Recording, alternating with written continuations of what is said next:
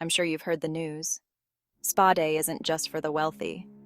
You can have it at home too. First, set the mood. Dim the lights and light some scented candles. Lavender and eucalyptus are perfect for relaxation. Next, play some calming music. Find a playlist with nature sounds or soft instrumentals. Now, draw a warm bath. Add Epsom salts and a few drops of essential oils.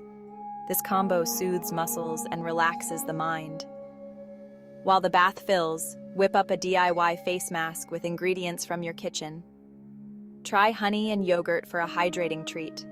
Don't forget the fluffy towels. Warm them up in the dryer for an extra touch of luxury.